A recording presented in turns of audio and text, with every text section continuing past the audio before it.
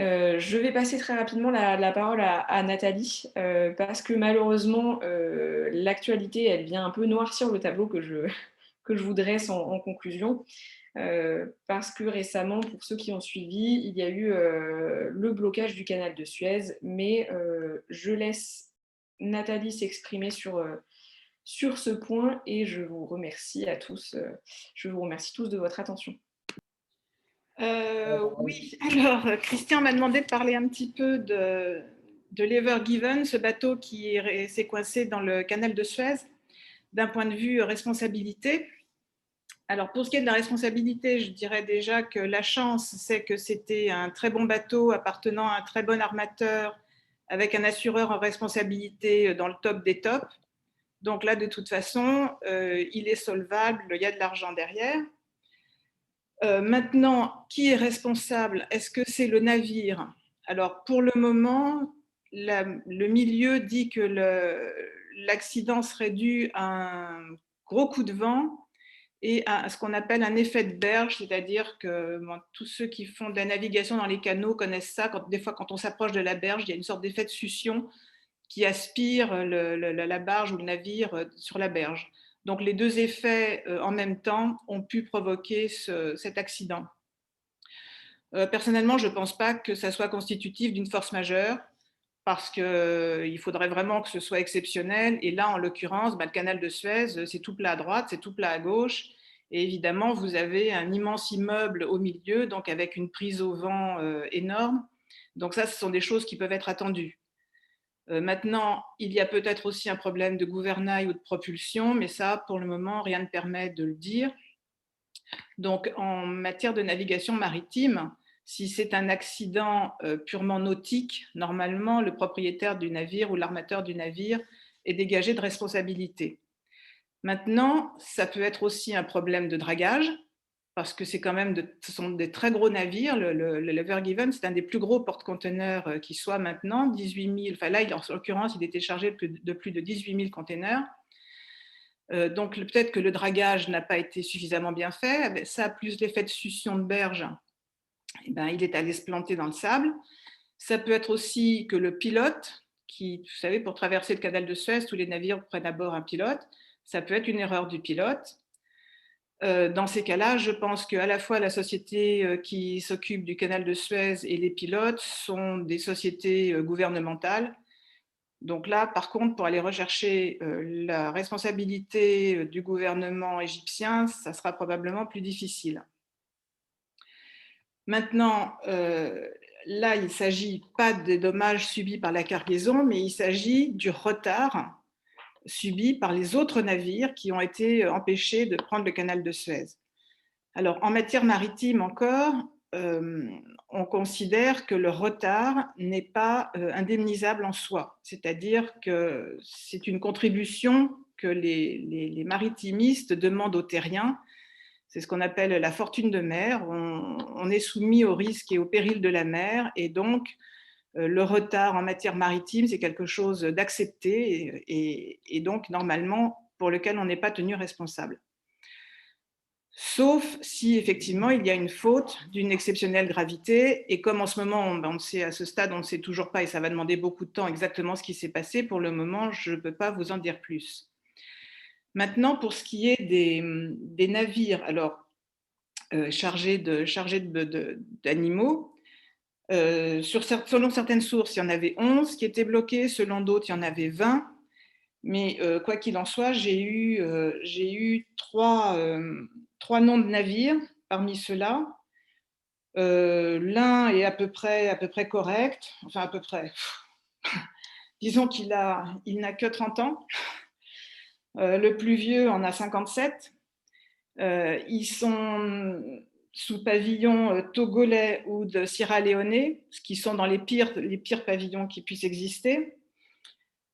Ils allaient à Aqaba, en Jordanie.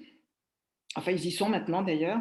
Et, et voilà, donc certains ont été chargés en Espagne, d'autres ont été chargés en Roumanie.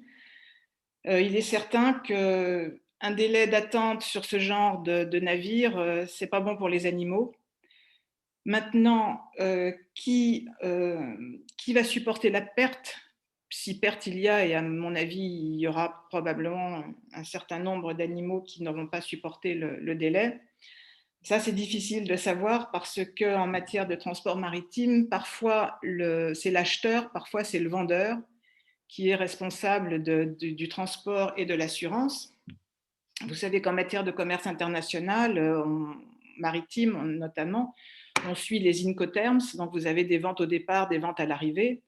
Et en ce qui concerne le transport d'animaux vivants, sans rentrer dans les détails, les deux cas sont possibles. C'est-à-dire qu'en général, quand l'acheteur des animaux est un petit abattoir qui achète ponctuellement pour l'Aïd, par exemple, au Moyen-Orient, là, il ne va pas s'occuper du transport maritime. C'est le vendeur qui s'en occupera. Par contre, quand c'est un grand groupe qui fait des comment dit-on, des allers-retours sur les mêmes ports, là, c'est eux qui vont prendre en charge eux-mêmes le transport et l'assurance. Alors, quand on voit les assureurs, quand on voit les navires dont je vous ai parlé tout à l'heure, là, les trois, on peut se douter que les assurances ne sont pas forcément des top assurances. Encore qu'au départ de 7, on voit des navires qui sont très moches, qui partent et dont les assurances sont des assurances très réputées en France. Et donc, même si le navire lui-même ne vaut rien et est très mal assuré, la cargaison, elle, pourra l'être. Désolée d'utiliser le terme cargaison pour les animaux vivants, mais voilà. C'est comme ça. Donc, je ne sais pas trop ce que tu voulais que je dise d'autre, Christian. Non, moi, c'est ça, c'était justement pour profiter de cette occasion pour instruire un peu les personnes qui nous suivent. Je crois que l'actualité avec les animaux, on en apprend tous les jours. Chaque fois, il y a de la maltraitance. Je crois que là, on parle quand même de 130 000 moutons qui étaient bloqués par cette semaine d'avarie. Donc, sur les 130 000, combien vont-ils y en avoir à l'arrivée?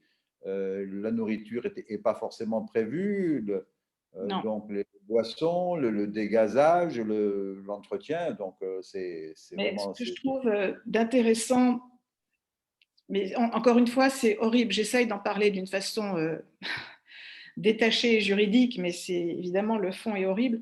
C'est dans les trois sinistres récents qu'il y a eu concernant des animaux vivants, les trois ont des causes complètement différentes. Mais dans les trois cas, c'est quand même les animaux qui payent l'addition, ce qui prouve bien que ces transports ne devraient pas exister. Je parle donc de l'Ever Given, avec son retard, qui n'a rien à voir avec le navire lui-même, puisque là, c'était un très bon navire. Je parle des Karimala et Elbek, qui sont ceux qui ont navigué pendant des mois et qui finalement ont fait demi-tour pour Carthagène et que les animaux ont été tués au pied du navire.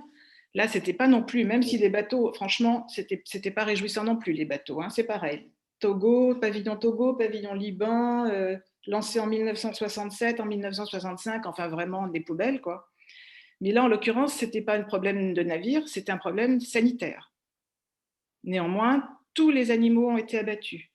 Et encore avant ça, en novembre 2019, il y a eu comment est-ce qu'il s'appelait,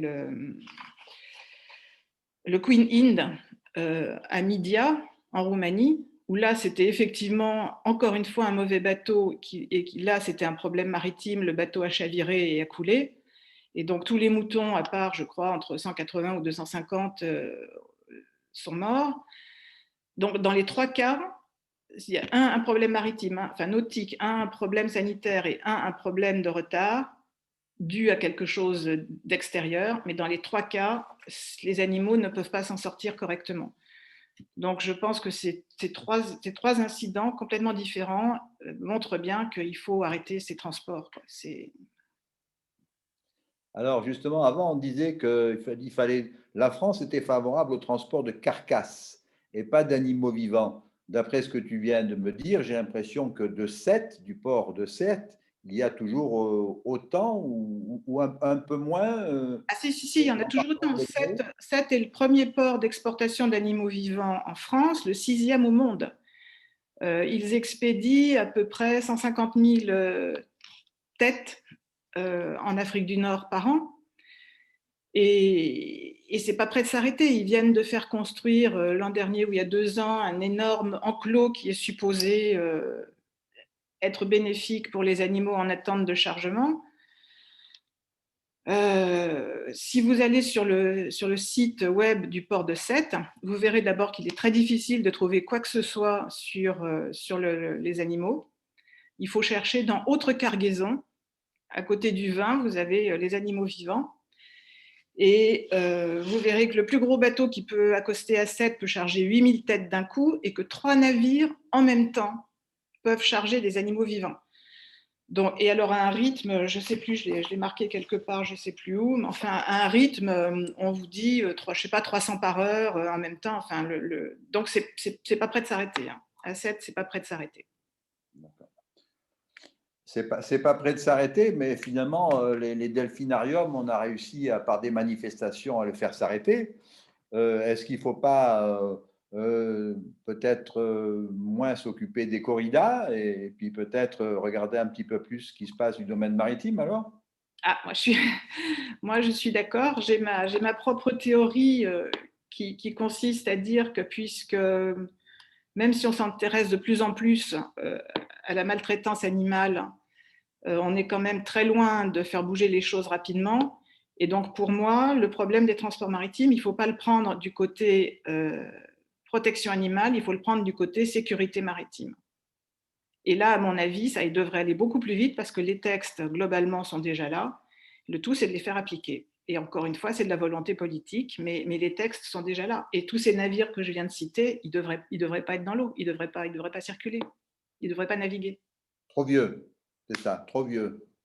L'âge n'est pas un critère suffisant, mais quand on voit les pavillons et donc les exigences en matière de sécurité de ces pavillons qui sont nulles et qui de toute façon n'ont aucun moyen de contrôle, il est clair que tous ces navires sont des dangers potentiels et donc il faudrait qu'ils soient retirés. Et donc pour moi, puisque agir sur l'accord de maltraitance animale, ça ne bouge pas assez vite, il faut agir sur le financier. C'est le seul truc qui peut les faire réagir. Et donc, si les transports maritimes étaient mieux contrôlés, respectés et que les conventions étaient appliquées, les conventions internationales notamment étaient appliquées, tous ces transports deviendraient plus chers. Et s'ils devenaient plus chers, eh ben, il y en aurait moins. Et pour Complètement. Et pour appuyer ce que tu dis, Nathalie, preuve que le critère économique est le plus efficace, dans les pays du Nord, l'élevage pour la fourrure n'a pas été interdit, mais il a été rendu tellement coûteux, tellement cher que tous les élevages se sont arrêtés au fur et à mesure d'eux-mêmes parce que c'était plus du tout rentable. Donc c'est vraiment ce critère de rentabilité, je pense, sur lequel il faut jouer. Voilà, Parce que, c'est comme tu le dis, dès lors que ça devient trop cher, plus personne n'a d'intérêt à le faire. Et c'est que ce critère, voilà, de rentabilité, je pense, qui sera le plus efficace. Et d'ailleurs, ma directrice de thèse, Madame Reboul-Maupin, a écrit dans un article une phrase qui est pour moi très vraie et qui d'ailleurs structure à peu près tout mon devoir de thèse. C'est sensibilité et rentabilité ne font pas bon ménage. Les deux notions s'opposent plutôt qu'elles ne s'attirent. Et c'est effectivement exactement ce que tu disais. Ouais, ouais.